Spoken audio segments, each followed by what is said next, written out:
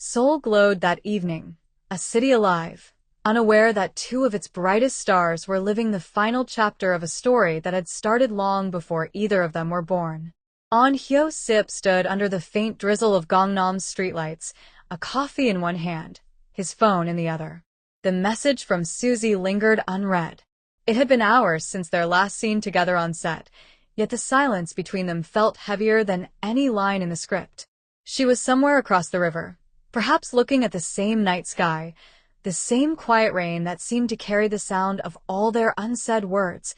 Don't forget to like, comment, and subscribe for more touching K-drama stories and emotional news-style narratives. They had met not in a cafe or award show, but on the set of a new series, one that was supposed to mark Suzy's mature return and Seop's next big leap. The script was simple: two lovers who met through music, torn apart by fate. But the chemistry between them, it wasn't scripted. During one scene, a moment where their characters had to hold hands under a cherry blossom tree, the cameras had stopped rolling, but neither of them let go. Something in that stillness spoke louder than any director's cue. That night, when they wrapped up filming, Suzy laughed and said softly, "If we keep holding hands like that, people might believe the story's real." Seop only smiled. Maybe it already is.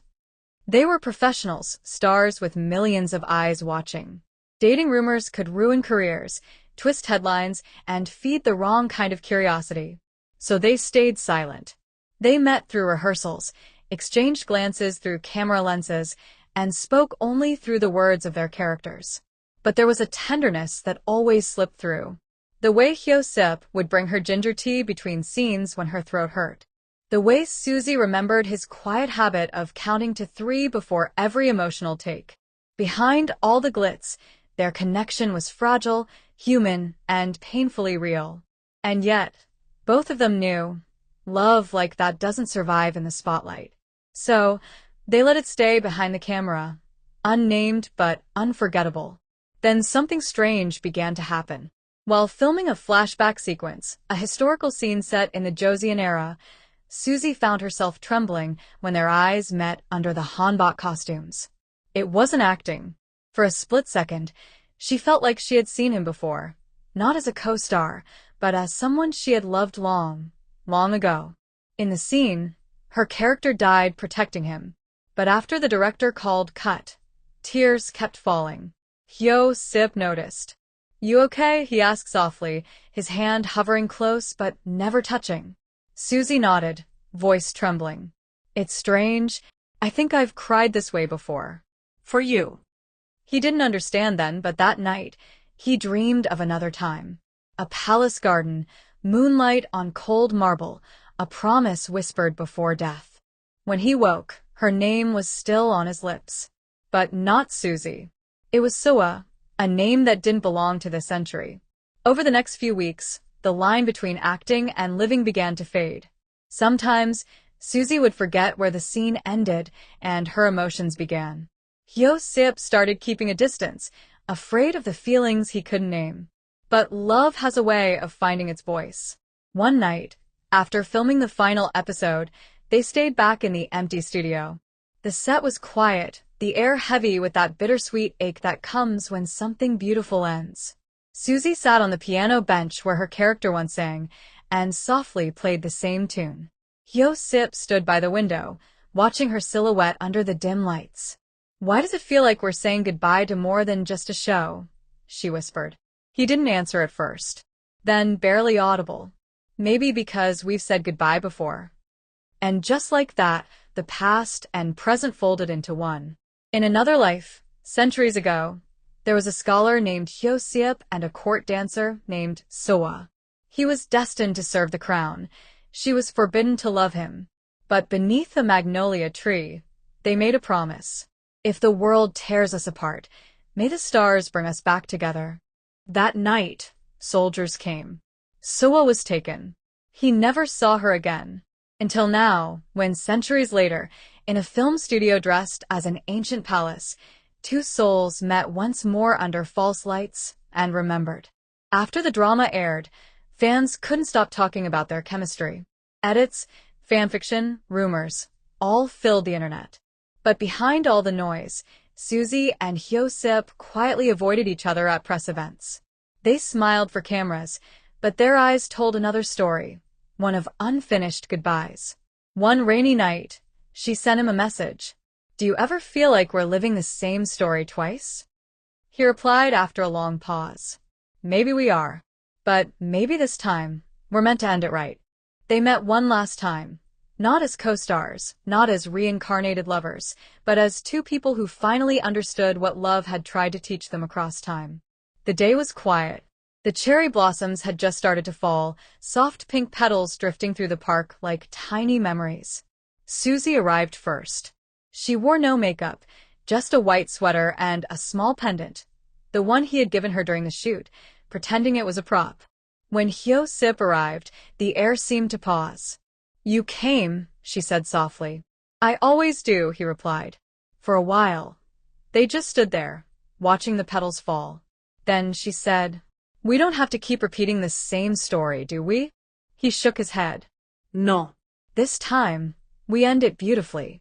She smiled through tears. "Then let's make this our last note." They hugged, gently, as if afraid to break something fragile. And for the first time, it didn't hurt. When they pulled away, the sky was already changing, dawn touching the city skyline, the night fading into light. Months passed. The drama won awards. They thanked each other on stage, smiling like strangers who once shared a secret world. Suzy released a song later that year, "Spring Without You." Fans called it her most emotional ballad. Seop quietly wrote the piano piece for it. No one knew, not even her. It was his way of keeping their promise, one last melody across lifetimes. A year later, on a quiet April afternoon, Suzy visited the same park where they had said goodbye. The cherry blossoms were blooming again. She sat beneath the tree, closed her eyes, and whispered, "Thank you for finding me, even if just for a moment." And somewhere across the city, Seop smiled, standing under another cherry tree, hearing the faint echo of her words carried by the wind. Because love, real love, doesn't always mean forever. Sometimes it just means once, but deeply enough to last beyond time. Don't forget to like, comment, and subscribe for more touching K-drama stories and emotional news-style narratives. Spring came again, but it didn't feel the same. Seop stood on his apartment balcony, overlooking the Han River. The cherry trees below had begun to bloom, pink petals scattering like memories he'd tried so hard to let go of. A year had passed since that final day, the day they'd said goodbye under falling blossoms. He'd buried himself in work, dramas, endorsements, late-night scripts. But every love scene, every piano note, carried a faint echo of her. And Bae Suzy?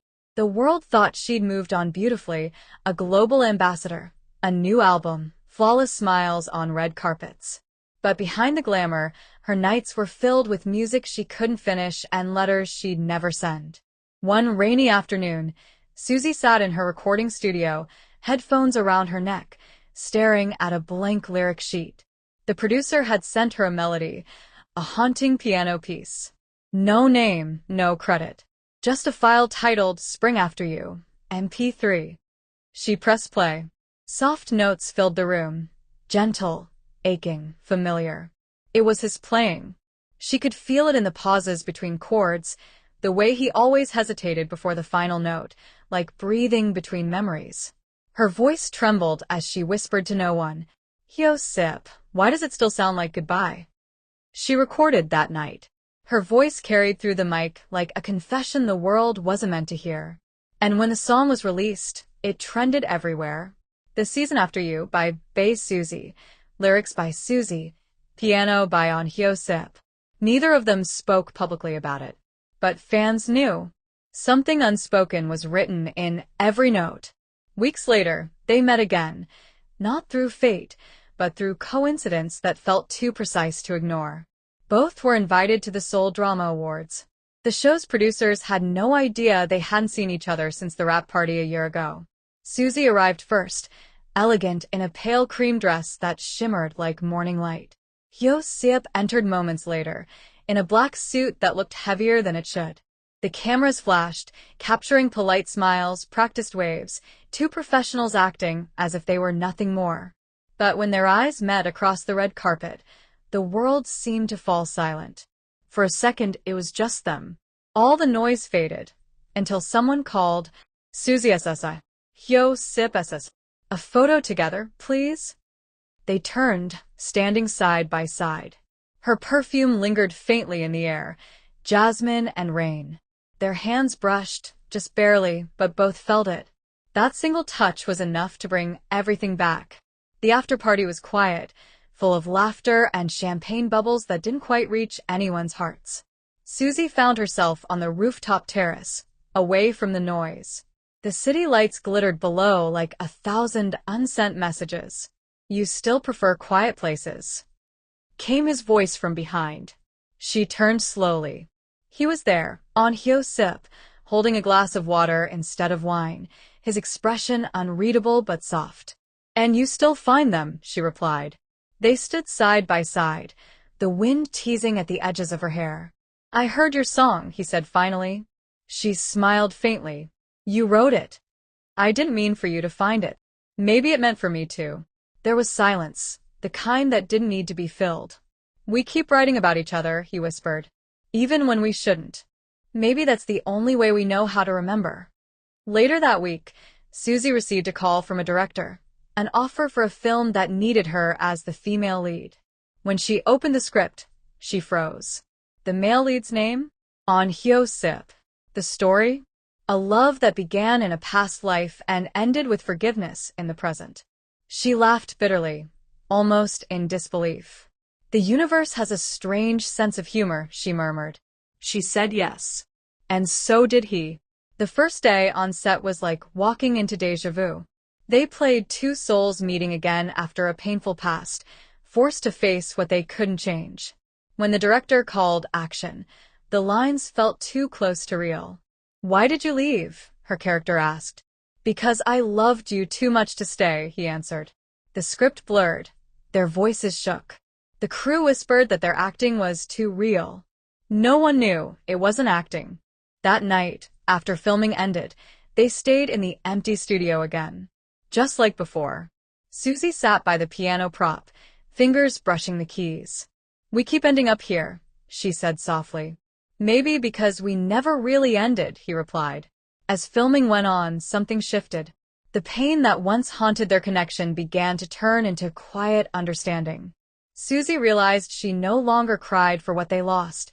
She smiled for what they had been brave enough to feel. One evening, after the final take, Seop walked her to her car. Rain began to fall, light and cleansing. Do you ever think, he asked, that maybe we were never meant to last, just to meet and change each other? Maybe, she said, smiling through raindrops. But I'd still meet you, every time. He nodded. Then maybe that's what forever really means. The movie ended, but one last scene was never shot. In the script, their characters were meant to meet again years later, exchanging a final smile before walking away into opposite sunsets. But the director cut it. So one evening after wrap, Suzy called him. Let's film it ourselves, she said.